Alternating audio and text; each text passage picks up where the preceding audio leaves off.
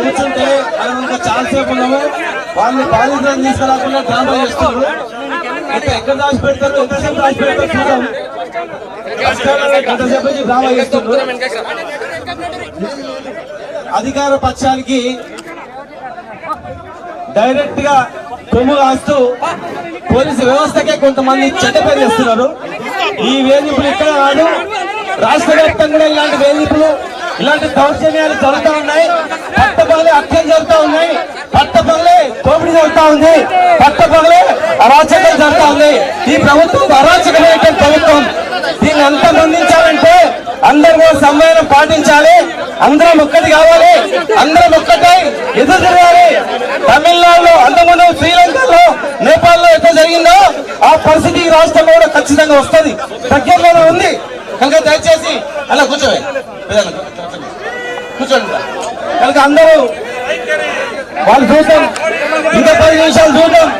RTO సంఘం చూద్దాం, collector గాని, ఆర్టీఓ గాని, ఎస్పీ గాని ఖచ్చితంగా బాధితులను ఇక్కడ తీసుకొచ్చి ఆధార పరిస్థితులా లేదనుకుంటే మనమే అక్కడికి పోవాలన్న ఆలోచన చేస్తాం. అర్ధగంట లోపల మనం తీసుకురాకపోతే మేమే కార్యక్రమాలు ప్రకటిస్తాం, మేమే మీ సంఘం చూస్తాం. ఎక్కడుంటే అక్కడికే మేము వస్తాం. ఇంకా ఎంతమంది కొమ్ము కాస్తారో చూస్తాం. ఆర్టీఓ ఎందుకు తీసుకుపోతాడు? ఏం జాగీర్? ఆర్టీఓ గాని, ఇక్కడ లోకల్ సిఐ, డిఎస్పీ గాని ఏం చేస్తున్నట్లా? ప్రజాస్వామ్యం ఇక్కడ ఉందా లేదా? ఏం రాజ్యాంగం ఇది?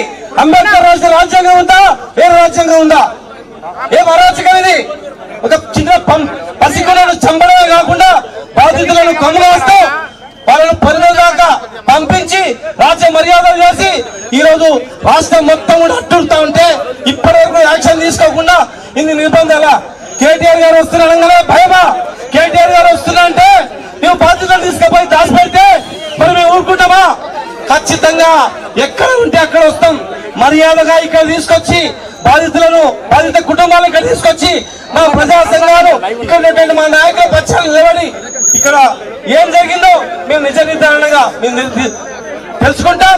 కనుక ఎవరు కూడా ఆవేశపడకుండా మనం వెయిట్ చేద్దాం. ఇక్కడ మా బహుజన నాయకులు అందరూ ఉన్నారు. దయచేసి అందరు కూడా తోసలాడకుండా కూర్చోవాల్సిందని రిక్వెస్ట్ చేస్తా ఉన్నా.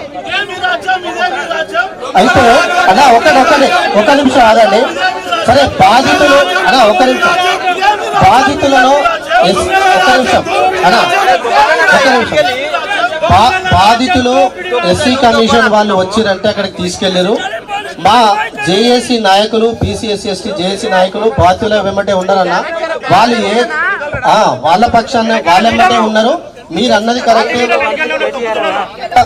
పాలక వర్గం ఏదైనా చేస్తారనే భయంతో మేము దాదాపు ఒక 4 రోజుల నుంచి ఆ బాధితుల పక్షాన మా అధినాయకుడు విశారదన్ మహారాజు చెప్పినట్టుగా బాధితుల పక్షాన ఉండి మేము కాపాడుకుంటూ వస్తా ఉన్నాం.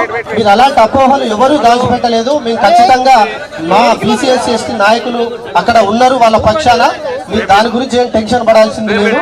వాళ్ళ హాస్పిటల్ నుంచి చిన్న చెకప్ ఉంటే అట్లా పోయి వస్తున్నారు, తీసుకొని వస్తున్నారు. మేము వాళ్ళతో కోఆర్డినేషన్ లో ఉంటున్నాం. దయచేసి ఇక్కడ అందరూ సహకరించాలి. చాలా మంది వచ్చారు నాయకులు, వాళ్ళందరూ మాట్లాడుతూ ఉంటారు. మీరందరూ సహకరిస్తే ఈ ప్రోగ్రాం మంచిగా జరుగుతుందని మీరందరూ సహకరించాలని కోరుకుంటా ఉన్నా. కాబట్టి మీరందరూ కొంత సమయం పాటించండి.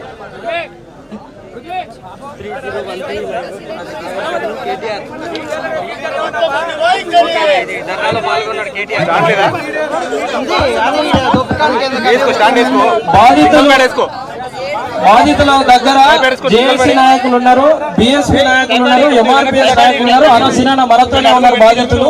వాళ్ళకి ఏదో ఇష్యూ ఉంటే రూమ్ కాడికి పోయారు, రూమ్ దగ్గర నుంచి వస్తున్నారు. పోలీస్ డిపార్ట్మెంట్ లో ఆడియో గారితో లేరు, ఇప్పుడే ఫోన్ చేసినా తీసుకొని వస్తున్నారు. ఈ కార్యక్రమాన్ని ఉద్దేశించి దయచేసి కొంచెం కూర్చోబెట్టండి అన్న ప్లీజ్, వెనక కొంచెం తోచుకోవద్దు. ఈ కార్యక్రమాన్ని ఉద్దేశించి మాజీ శాసనసభ్యులు మరి జనార్దన్ రెడ్డి గారిని మాట్లాడాల్సిందిగా ఆహ్వానిస్తున్నాను.